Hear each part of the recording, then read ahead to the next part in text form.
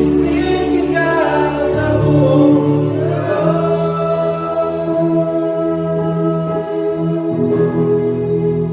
kadakilaan mo, kadakilaan mo, kadakilaan mo.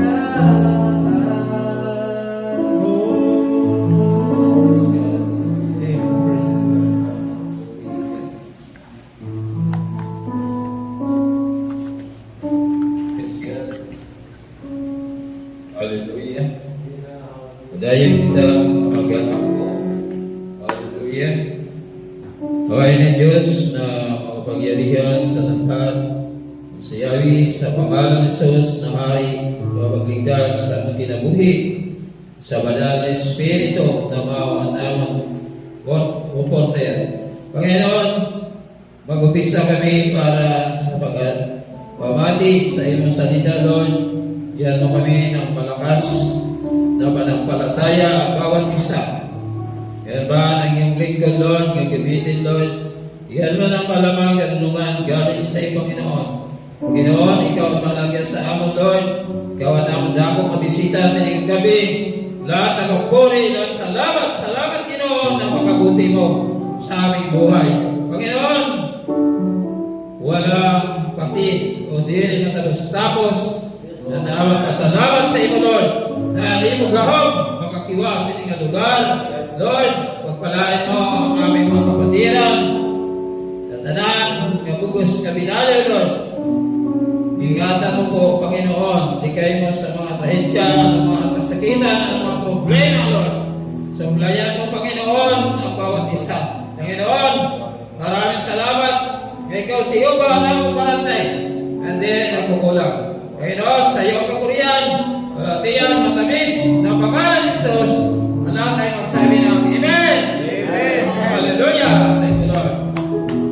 Hallelujah! Makatuloy na sa pakinig sa salita ng Diyos, at inihatag sa ating minamahal na Pastor Remelito, ang panahon ni Madam. Amen. Salamat sa pagkakataon, mga kapatid. Praise the Lord. Napakanato ang atong buhay ng Diyos. Praise God. Hallelujah. Malipayin ba ang tanan, mga kabutuan? Amen! Amen. So, salamat sa pagkakataon na mag-aanihan sa kita ng mga kabutuan para maminaw sa iyong mga pulong atong isipon na kini pulong nagikan kanato. Mao kini mga kabutuan, no? Ang salita po ng Diyos ay pinahayag ng bawat mga lingkod ng Panginoon at ito po ay hindi nanggagaling sa ating sariling kaunawaan, kundi ito po ay nanggagaling sa ating banal na salita o banal na Diyos natin po pinaglilingkuran. So sa oras nito, mga kapatid, tayo po ay magbukas ng ating mga Biblia sa aklat po ng 2 Pedro Kapitulo 3 versikulo 10. Ikaduhang Pedro, ang nakauna nakita mo ng kutuan, pag-ibasa.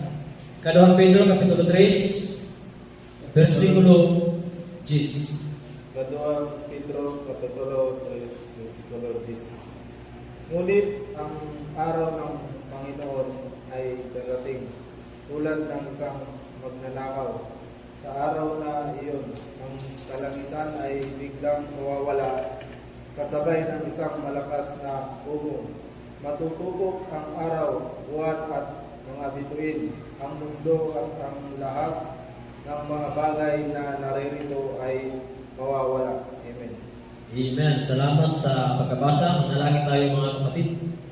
Dakilang Diyos na makapangyarihan, narito kami muli, Panginoon, upang pakinggan ang iyong salita. Nawa po hindi ito masayang, Panginoon, kundi nawa ito aming may pamuhay, Lord, na mayroon pong kabanalan sa iyong harapan. Lord, gabayan mo ang lingkod, Panginoon, at ikaw po ang magsalita sa aming kalagitnaan sa oras nito, Diyos. Nawa po ay mayroon kami kaunawaan o maintindihan sa iyong mga salita. Gabayan mo maging ang mga lingkod na narito, Lord, ang napakinig.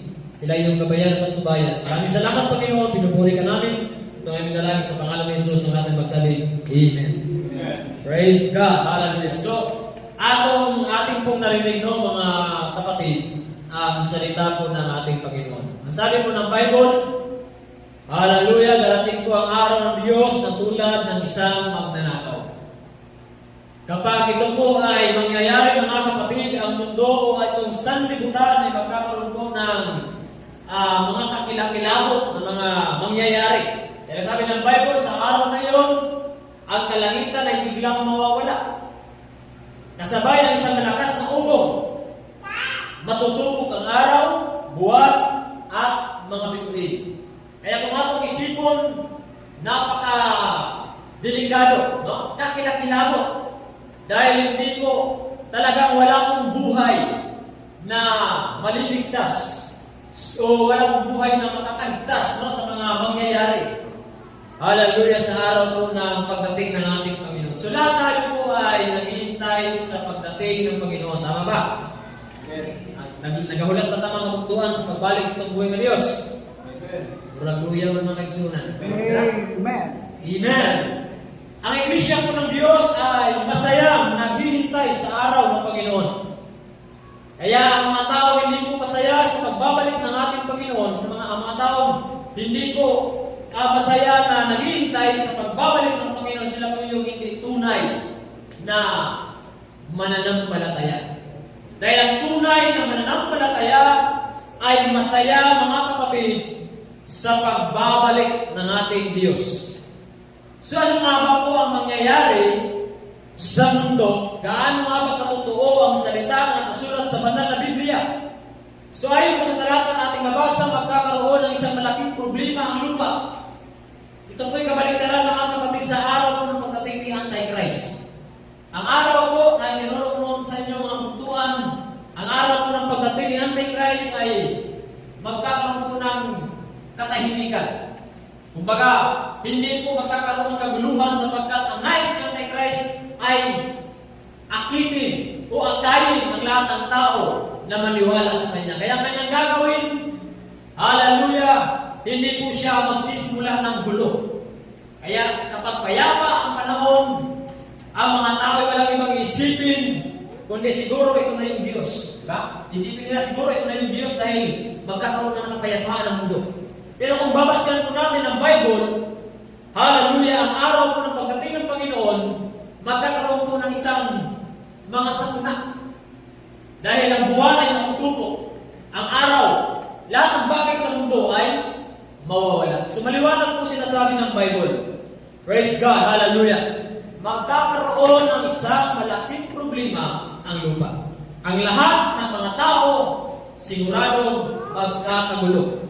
Kapag makikita nila na magaganap na ang mga bagay na kinatatakutan ng lahat. Pero bilang mga Kristiyano, dapat po natin isipin, mga kapatid, hallelujah, na bago mangyari ang mga bagay na kakilakilabot sa mundo, darating po muna tinatawag sa Biblia na rapture. Yung po yung pag-aagaw sa Iglesia.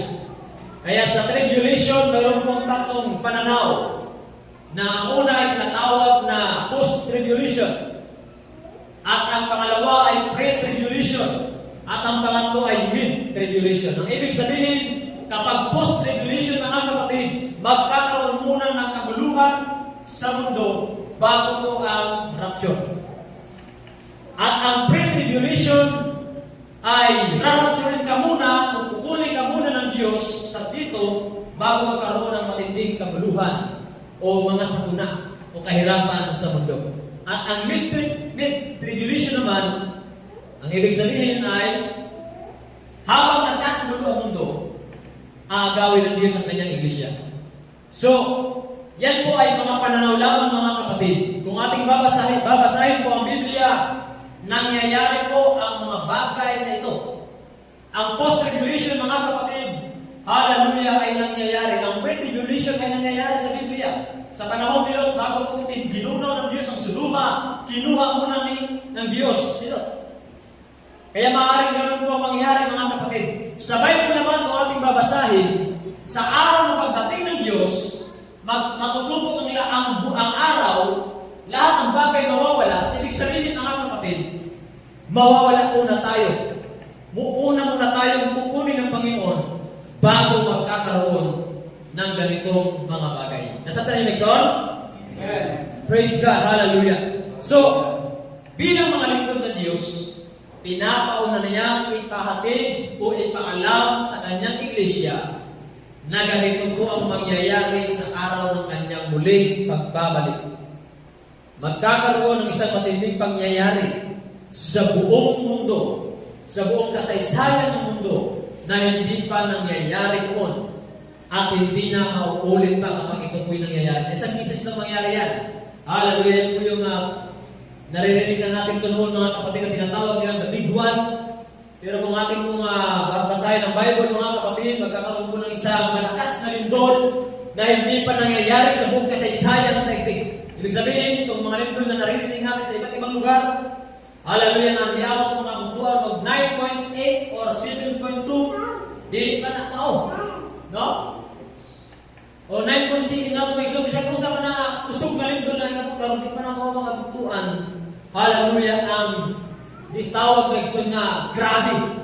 Nakausalang may tabok sa tibuok kalibutan. O di na mahitabo ni mga kaigsunan, usalang na bisis ni may tabok. Hallelujah. Kaya, kung naging sa pulong sa Ginoo, maghanda po tayo. Mag-prefer po tayo sa araw ng Panginoon. Everybody say, praise the Lord. Praise the Lord. Kaya, kapag payapa po ang panahon, ang mga tao po ay magiging busy sa kanilang pamumuhay. At sa sobrang busy, makakalimutan nila ang Diyos.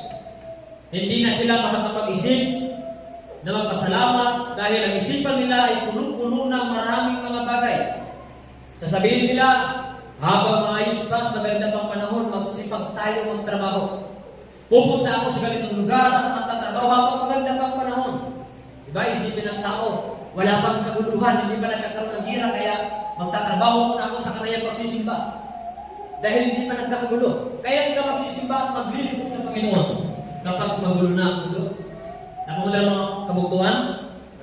So sabihin nila, bilisan natin mag-ipon para kung dumating man ang kalamidad, wala na tayong dapat pang problemahin dahil nakaipon na tayo. Nakatuon ang kanilang isip sa mga bagay ng mundo. At hindi nila nalalaman na ang panahon pala ng kapayapaan ay panahon para maglingkod tayo sa Diyos. Ang panahon ng kapayapaan ay panahon para maglingkod tayo sa Diyos. Hindi para unahin mo ang iyong sarili. Dahil kapag magulo na ang mundo, hindi mo na magagawa pang i-concentrate ang iyong paglilingkod sa Panginoon. Dahil magulo na. Kaya habang may panahon pa, sabi ng Bible, habang payapa pa ang lahat at wala kang nangyayaring mga kalamidad, yan ang time, panahon, para kausapin mo ang Panginoon. Binigyan ng Diyos ang tao, o ibinigay ng Diyos sa tao ang araw na walang gulo, tahimik, masaya, hindi para gawin ang gusto mo, kundi para gawin mo ang gusto ng Diyos para sa ikabubuti mo. Nasa ito yung nagsawan?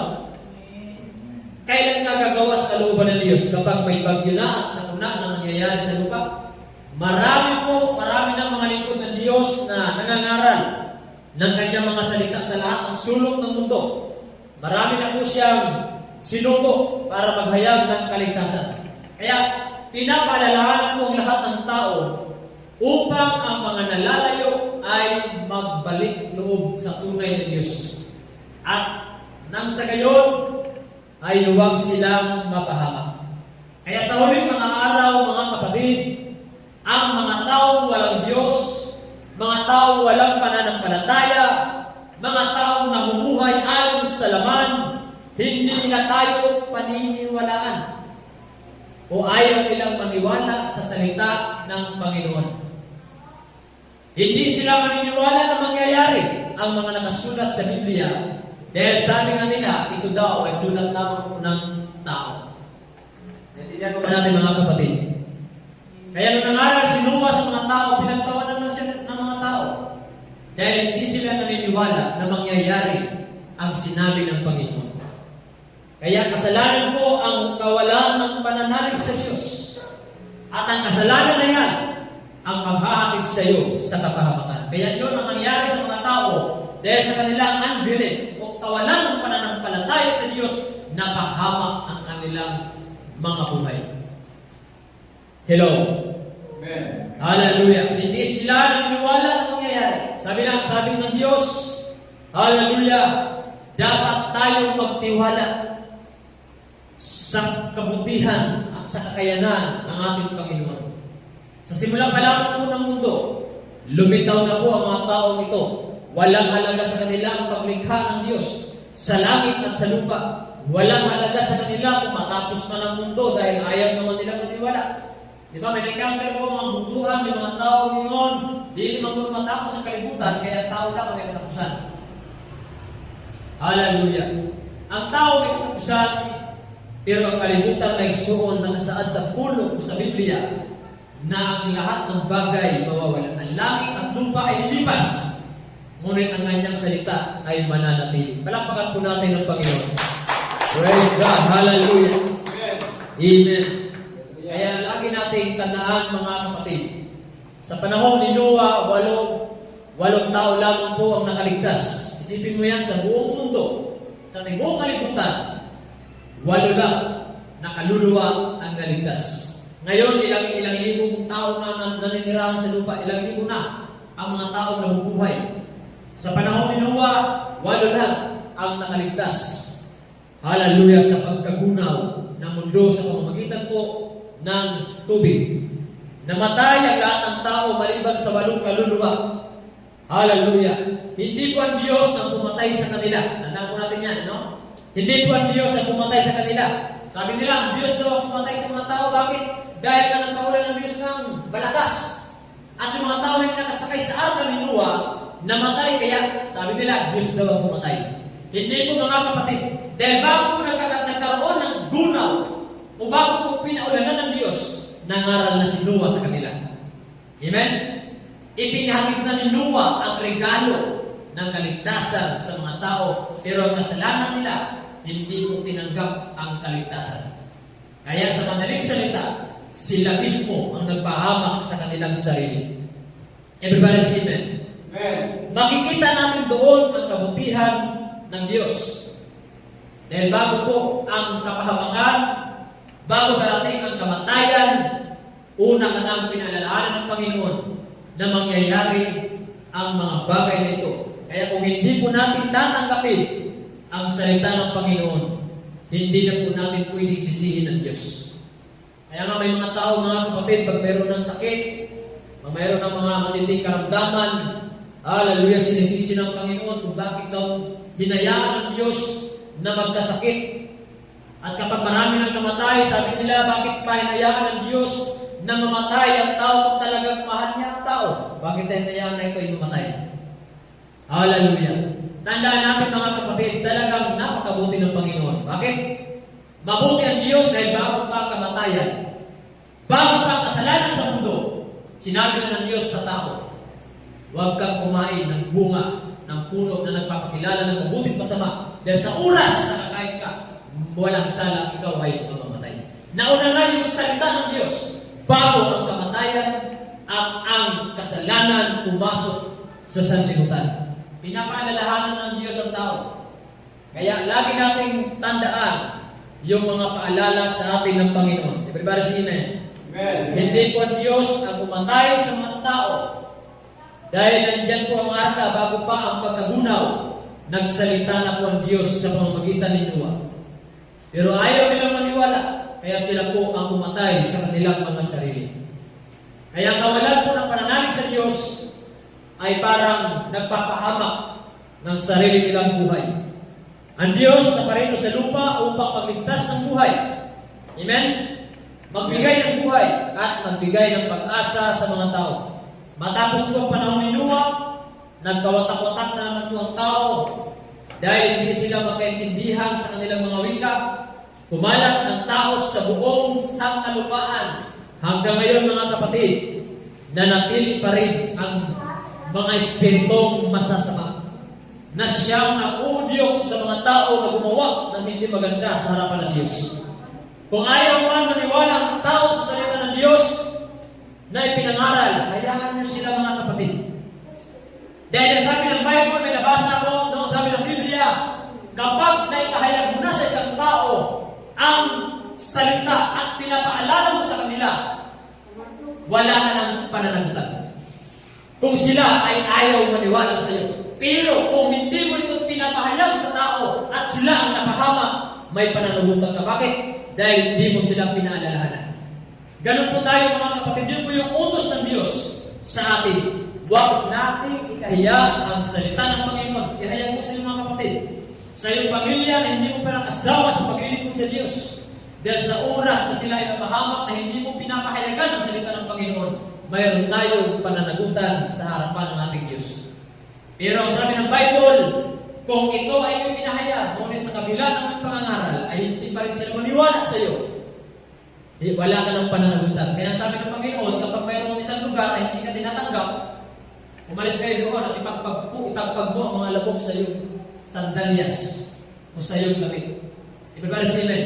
Amen. Praise God. Sa verse 11, at dahil ganito ang magiging wakas ng lahat ng bagay. Talagang magwawakas po lahat ng bagay. Sabi ng Bible, dahil ganito ang magiging wakas ng lahat ng bagay, anong gagawin natin? Mamuhay kayo ng may kabanalan at sikapin ninyong maging mga Diyos. Talagang mangyayari po mga kapatid na magwawakas ng lahat ng bagay. Kaya bago magwakas ng lahat ng bagay, pinapaalalahanan ka ng Diyos. Nang sabi ng Diyos, mamuhay kayo ng may kabanalan. Sikapin ninyong maging mga Diyos. Kapag nagawa natin ito, kapag tayo po ay namuhay na may kabanalan at sinisikap natin maging mga Diyos, kung matapos man at magwakas na lahat ng bagay, walang tayong magsisisihan. Bakit? Dahil ginagawa natin ang kalooban ng Panginoon. Everybody say praise the Lord. Mangyayari talaga ang mga nakasulat sa Biblia. Maniwala ka man o sa hindi po magbabago ang salita ng Diyos. Magwawakas pa rin ang lahat ng bagay. Ito po ang paalala sa atin ng Panginoon. Sikapin natin mamuhay ng may kabanalan at maging maka-Diyos. Bakit po ganitong sinabi ng Apostol Pedro? Alam na po natin ang ibig sabihin mga kapatid. Dahil kung hindi tayo magiging ganito, hindi tayo namumuhay ng maka-Diyos, sigurado hindi tayo maliligtas. Amen? At kapag hindi ka maliligtas, sigurado mararanasan mo ang lahat ng hirap dito sa mundo. At ang pinakamatindi mga kapatid, kapag hindi tayo kasama sa rapture, mararanasan natin yung wrath of God. Sa Tagalog, ang galit at puot ng Diyos na ibubuhos sa sanlibutan. Mababasa po natin yan sa Book of Revelation. Ang 7 mangkok mga kapatid ay bubuhos. Ang 7 tatak at ang 7 trompita ay mangyayari sa mundo. Kapag hindi tayo makasama sa rapture, sigurado mararanasan natin ang galit ng Panginoon. Everybody say amen. Hallelujah. Dahil dito mga kapatid, dahil ito ang katapusan ng lahat ng bagay. Kapag sinabing katapusan, wala nang pagkakataon pang magbago ang tao o magsisi sa kanyang mga kasalanan. Dahil ang araw na ito, sabi ng Bible, ang araw ng pagbabalik ng Panginoon. At ang sabi ng Biblia, kasabay ng kanyang pagbabalik, matutupok ang araw, magugunaw ang mundo, buwan ang bituin, at lahat ng bagay dito ay mawawala. Kapag sinabing lahat ng bagay sa mundo ay mawawala, walang exempted, kahit tao mga kapatid. Sabi niyo, Nixon? Lahat ng bagay kasama ng tao. Kapag lahat ay mawawala, hallelujah, hindi mo na magagawa pang magsisi sa iyong kasalanan. Kaya yan po yung katapusan ng lahat ng bagay. Pansin niyo kapag sinabing lahat ng bagay na mawawala, kasama doon ang pag-asa ng tao. Hindi mo na magagawa pang magsisi. Hindi mo na magawa pang tumawag at sabihin mo, Lord, patawarin mo na ako dahil nagkasala ko sa iyo. Wala nang time, sabi ng Panginoon, huli na ang lahat. Diba? Sabi ng Bible, hindi lahat ng matawag sa aking Panginoon ay maliligtas. Sino kayo? Hindi ko kayo nakikilala.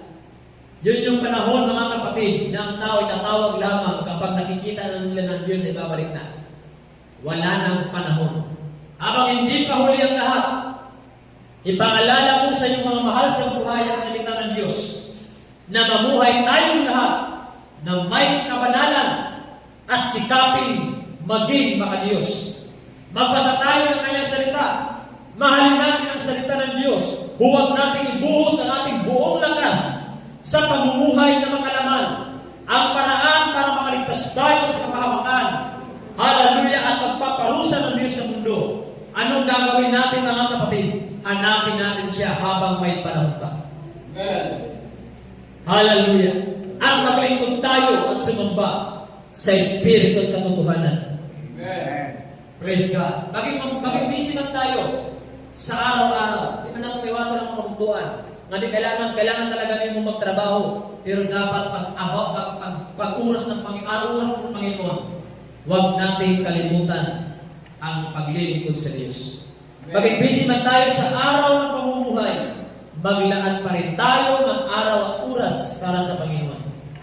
Kausapin natin siya sa pamamagitan ng ating mga panalangin. Bigyan natin siya ng kasiyahan sa pamamagitan ng ating mga pagpupuri. Amen? Amen. Huwag na nating hanapin ang simbahan na may maraming membro, ang simbahan na magaling mangaral na pastor, ang simbahan na kompleto ang mga instrument. Huwag tayo maghanap ng ganun mga kapatid.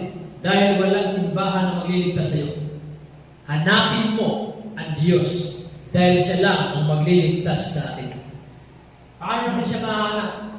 Hindi po natin mahanap ang Panginoon sa loob lamang ng bahay, sa loob ng simbahan. Mahanap ng Diyos, hindi ang mata ang gagamitin mo. Ang sabi ng Biblia, ang may malinis na puso, mapalad ang may malinis na puso sapagkat makikita ng Diyos. Hindi po literal na mata ang gagamitin mo para hanapin ang Panginoon. Sabihin mo, doon ako magsisimba dahil napakaganda na simbahan, doon ako magsisimba dahil napakaraming membro, siguro nandun ang Diyos.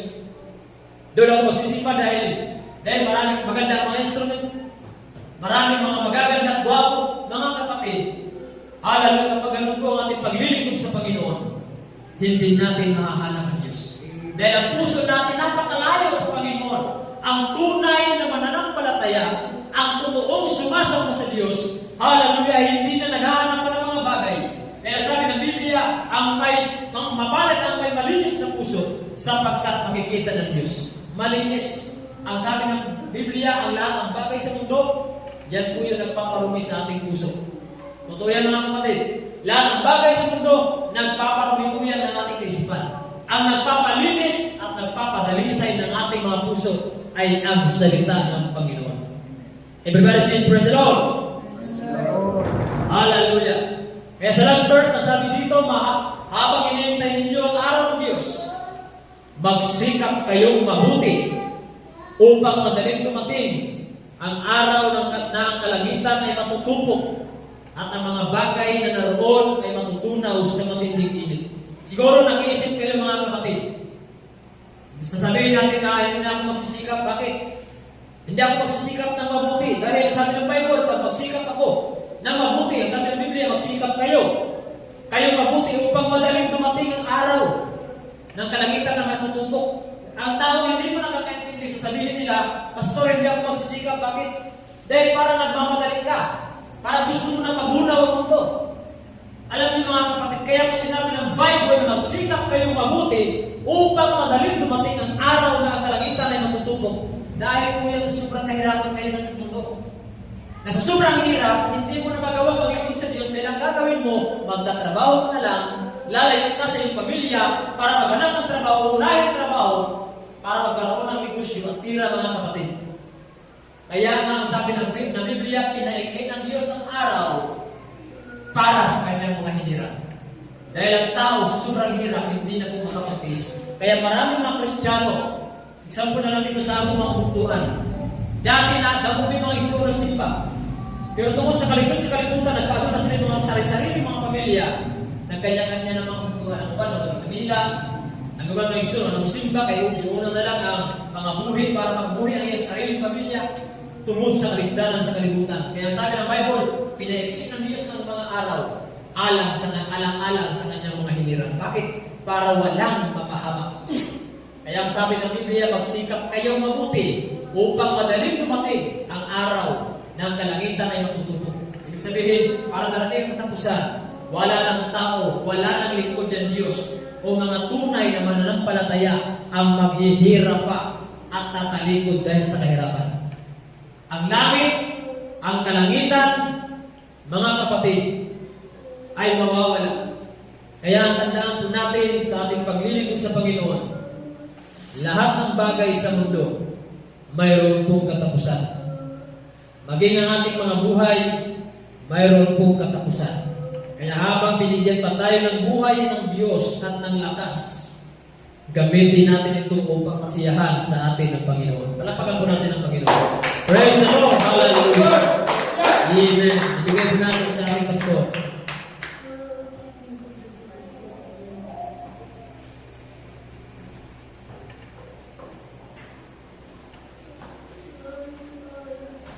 Praise God.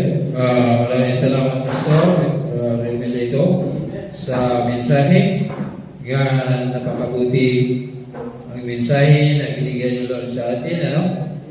Kailangan natin na tayo ay magpatuloy. Ay sa panahon ni Noe, wala na naligtas. No? Sa panahon ni Lord, imbisupat, pagsunoga sa Gomora, Sodoma at Gomora, imbisupat na naligtas, tulad na lang, hindi kayo man ang sawa sa mansyon. Kasi ang ginawa lakat nga ayaw makapag-lingi. Niyan kay mansyon ng balay, lumigi ang asawa na ay maasin. Kaya atong himuon, ayaw kita paglingi-lingi sa kalibutan, sa atong pag-alaga dyan na, diretso.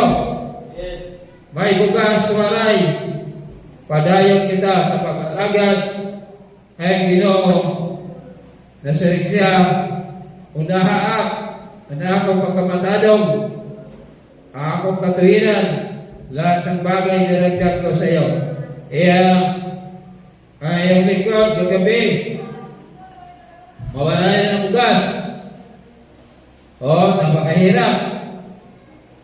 Buti, Pastor, di nang kaon.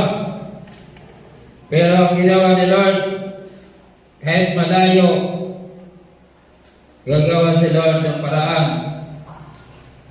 Si Leah nga nasa tubig siya, nagbatis ng karet ng Jordan.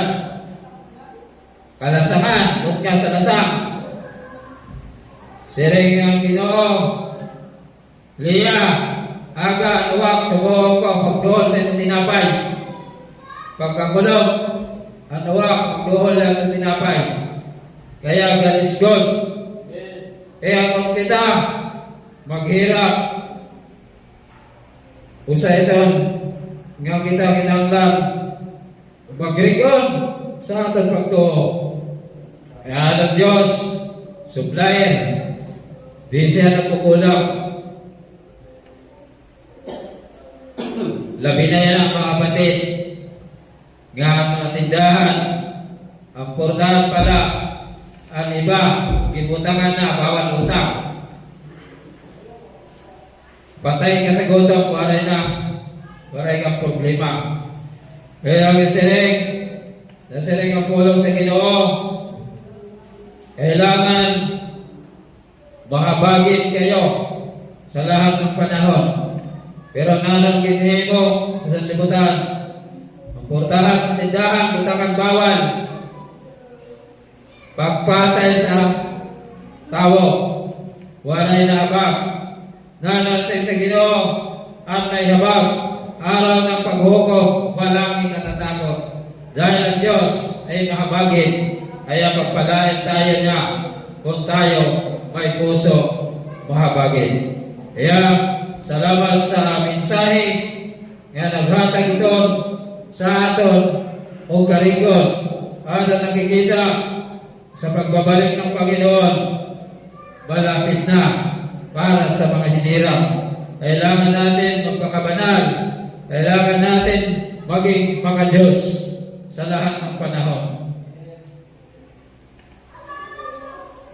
Karamihan ngayon wala ng Diyos-Diyos, no? May pineapple Diyos, pero wala na Diyos. Ito. Kaya kailangan natin ang ating Diyos na buhay. Diyos ng ating kaligtasan na mabuhay tayo para sa Panginoon. Oh, sabi ni Pastor Pablo, pag kinabuhi, mao si Kristo, nga kung tayo'y mamatay, tagumpay tayo sa Panginoon. Kaya, ano iba, mamatay nga golping minatay sa pagtangis. kahit ano, di rin ang hilangin, no? Santo ako mga dada, pag may mamatay, hapit doon ka adlaw, wala yung daw tinigisay, sa ato pa, wala pag-asa. Pero, sabi mo sa Pablo, pag ginabuhi, o si Kristo, ang pagkamatay, mawa ka na ugad. Kaya, kung totoo kang Kristiyano, di ka malungkot, tayong lahat, puro patay. Pero kung maabutan ka ni Lord, nabuhi, your sense, original body, iwanan ka, o lawas nga pandangit, na di rin na mamatay.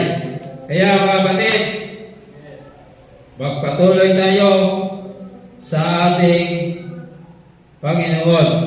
No? Ako nga na mga batid, dako ako pasalamat kay Lord na sa akon mga hublag, kira ng pastor akong kaupon, puro nabihag na sa kaaway. Hirap. Kaya si Lord na magkintaas, siya ang palagi pinapasalamatan. Pero ako ang pinakagamay ng pastor kung pinsaron. Ang pastor nga diri pwede tawagin pastor, napakagamay nga dusa. Wala nga sakyanan. Sino maniwala?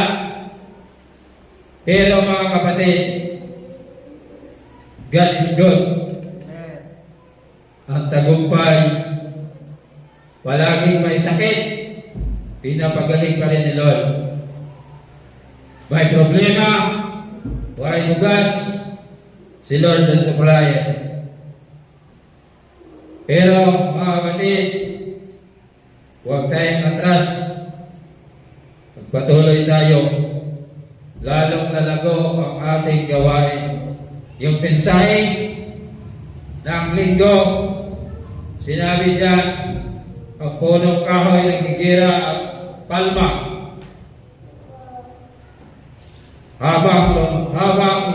Habang siya nakatanim sa lupa, lumalaki,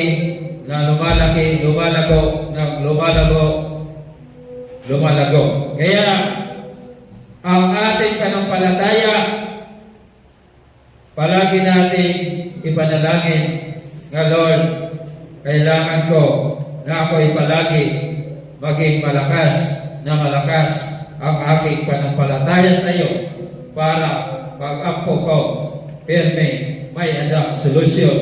May tanggal ang konsepisyon, araw-araw maging celebration ang ating buhay. Kaya mayroon mga kapatid, God is good, nga maupay kagabi sa aton nga tanan, ang aton mga kabugtuan, may na mga sakit, aton ito niampo niyan, ayan na, niampo na aton, pamilya Sir Janes, pamilya Brother Torneg, Rapida, pamilya na Brother Latan, pagapuan na itong tanan, di rin masakitan ng lawas, pero masakitan ng espiritu. Mahina ang espiritu sa paglilingkod sa Panginoon. Sa atin, palagi tayong presentation, palagi tayong nakapresent, naglilingkod sa Panginoon. Ang ating espiritu, malakas. Ang katawan, mahina. Pero ang espiritu, malakas sa harapan ng Panginoon. Walang sakit. Naglilingkod sa Panginoon. Walang sakit yan sa harapan ng Panginoon. Kaya lalong lalaki at lalago, bubunga sa harapan ng Panginoon. Lalong baguhin, Lord. Tulungan tayo na mabago, maging malinis, maging banal, maging mga Diyos sa harapan ng Diyos. Kaya mayroon mga kapatid, ngatutan na aton mga prayer at aton mga prayer request. Yan po kapaligiran na wala dili. Para maging makundog ang pagtuo. At iyampo at may mga sakit. Ampo natin na darating na Christmas party at Happy New Year. Sana tagyan tayo ni Lord na Happy New Year na totoo. Na mayroon tayo katapatan na paglilingkod at kabanalan para sa Panginoon na mulahutay tayo sa paglilingkod sa Kanya. Kaya may natin mga pag-ampo nga sa mga darating na mga araw, buwan at mga taon na ilayo tayo sa mga trahedya, mga kahirapan, ilayo tayo sa mga problema na hindi natin kaya, kundi mga sakit na atin ihingi kay Lord na tayo may kailangang maging healthy para makapaglingkod tayo ng masaya na naglilingkod sa Panginoon. Yes, God. Ngayon natin kuhan, natin i-andam na lang natin mga prayer request, ano? Di na lang kita magtirong para mag-pray kita para sa Panginoon. No? Sige sila. Basta ka-uptik na sila kayo mo kuhan. Gawain. Siya ko kailangan ang mga anak ng Diyos ay maging seryoso. Wala tayong pagtitigoy. Trabaho tayo para sa Panginoon. Kaya yan ang gabi, matindog kita na, magsertong kita para ipray natin ang aton mga hinaing ngadto sa aton buhay ng Diyos. Thank you, Lord.